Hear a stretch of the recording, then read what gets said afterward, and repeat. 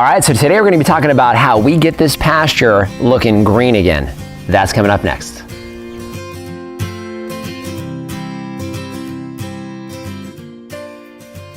Hello everyone, this is Dwayne with Edge of Nowhere Farm, and we're coming to you this morning, just a beautiful, beautiful mid-September morning.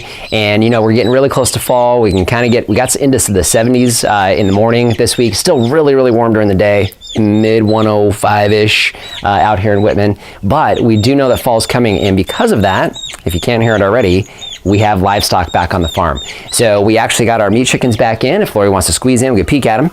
Got our meat chickens back in. So this is our brooder. I'll link our brooder video here so you can take a peek at how we put this thing together. Pretty simple design, but we got our chicks back in. These are our meat chickens ready to go back on pasture. So they're gonna stay in here for 3 weeks, which means 3 weeks from today, they need a pasture again. So we're gonna talk more about pasture today than we are gonna be talking about chickens, but I will link our chicken series here so you can see how we raise our chickens here in the desert during the wintertime, which is us going into season right now. So we're just getting our meat chickens season started. So we want to show you how we're preparing our pasture for that. Okay, so here we are. This is our pasture. So, you know, as you guys probably know now, if you follow us on a regular basis, this is not our pasture for long. So we're going to be going from our 5,000 square foot pasture to a 3-acre pasture in about a year or so. So Lori and I have got a huge learning curve.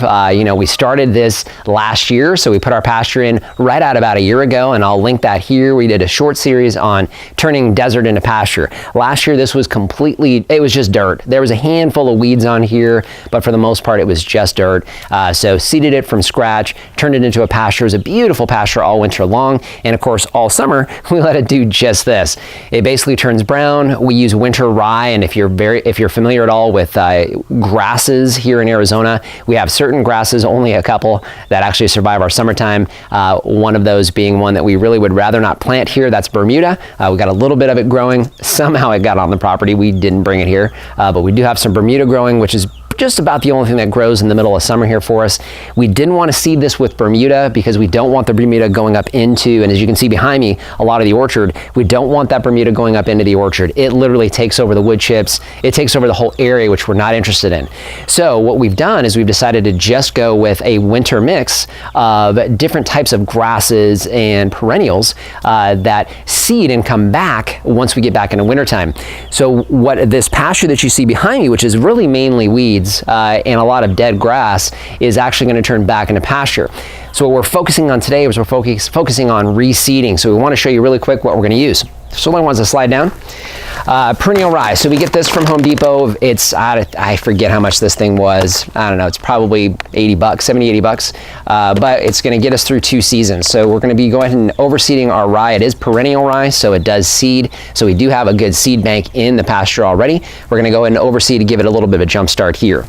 This is the remainder of a pasture mix, Southwest Desert pasture mix that we got from, I think it's Nature's Finest Seeds.com. So they do a pretty good job of putting a pasture seed mix together. So, and they've got it separated by areas of the country. So wherever you're at, wherever you might be watching us now, they do a pretty good job. We actually got this from Amazon. I found the website, but then went to Amazon. Same pricing, but ships to you for free if you're Prime. So I had to get it that way. And this is just a bag of barley. So we've got a local feed guy here that does barley, whole barley.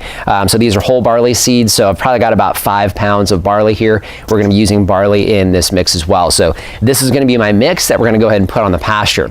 So we're going to do something a little bit different this year that we didn't do last year. So what we're going to do is we're actually going to seed first. I'll walk you through the steps, talk to you about what each step is, what we're doing, and what we're trying. So this is kind of more a test than anything. We've got the pasture, which will come back for the most part. So we're going to kind of try a few things here that maybe we can take with us to the big property. So we're going to show you that step by step. First thing I'm going to do though is I'm going to seed it. So we're going to cut real quick. I'm going to throw seed down and then we'll come back to you.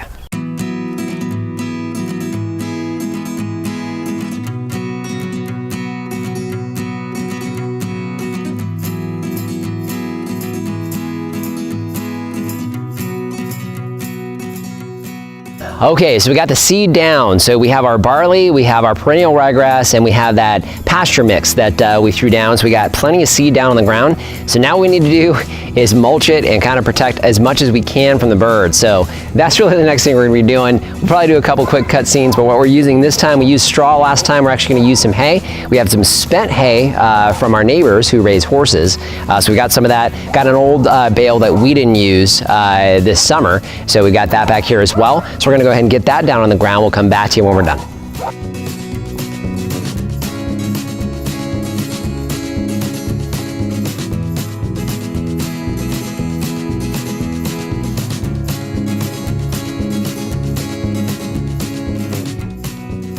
Okay, so we got that done. I'll tell you what, you know what? It is beautiful this morning. We got a little bit of cloud cover, so really been blessed as far as weather. So last thing that we're gonna do is I'm gonna go ahead and mulch this. So now obviously you can see behind me here, we've got the straw down. It took us about 2 full bales of straw. Actually it was hay, not straw, but it took us about 2 full bales of hay down on the ground. You can always tell it kind of looks green as if there's grass growing. Obviously there isn't yet. And I could probably just leave it this way, but what I wanna try this year that I didn't do last year is I'm gonna go ahead and mulch up the hay. So I want to mulch up the hay really good. You know, there's already some seeds in the hay. I'm happy with that. So any additional grass type seeds we can get in the ground, we want them. So I'm gonna go ahead and mulch that. I've got my mower set on its lowest level. It is a mulching mower, which I don't know, aren't they all these days? I honestly don't know. But I've got my mower here set on its lowest level. So I'm gonna go ahead and cut down the rest of the grass that's in here, since I won't be mowing again for at least 3, maybe 4 weeks. That way we can get the pasture established.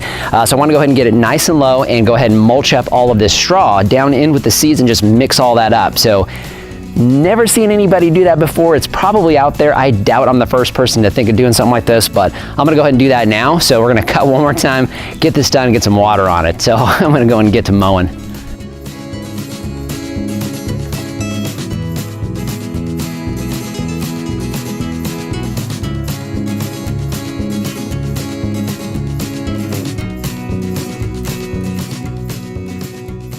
Okay, so that's it.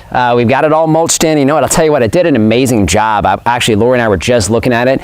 We've got water going on it now, but mulched in that hay really, really well. So you can still see it's covered with that mulch layer, but we've got the seeds mixed down into there. We're watering that down now. We'll water it a couple times a day here for the next week or so.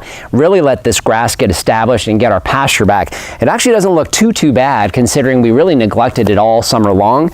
And you know, we're in Phoenix, so when we say it's hot during the summertime, we mean it. It's hot and it's dry. So, but really looking forward to what this is going to do for our pasture, for those chickens that are going to be running around and eating this stuff here come 3 weeks from now.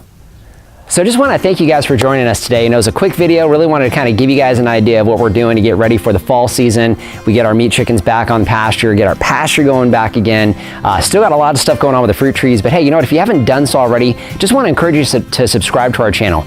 You know, as we've talked about, we got a lot of big stuff and a lot of big changes happening. Really hope that you guys will join us on that journey.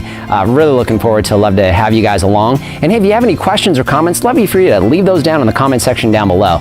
You know, Lori and I really enjoy reading those comments, you know, commenting ourselves and replying to comments. You know, it's really cool to see the community that we have going on. You know, we get a lot of cool things that, you know, we learn from our subscribers and the people who make comments, and hopefully some things that you learn from us as well. So just want to thank you for joining us today and remind you, if we can farm on the edge of nowhere, so can you. Everybody's awake this morning. All right, so today we're going to give you an update on our pasture. And it's not winter time, it's summertime. Do over. Dog in the background. Got it. All right, so today we're going to be showing you how we turn our Oh, I should add some coffee. Okay, try this again.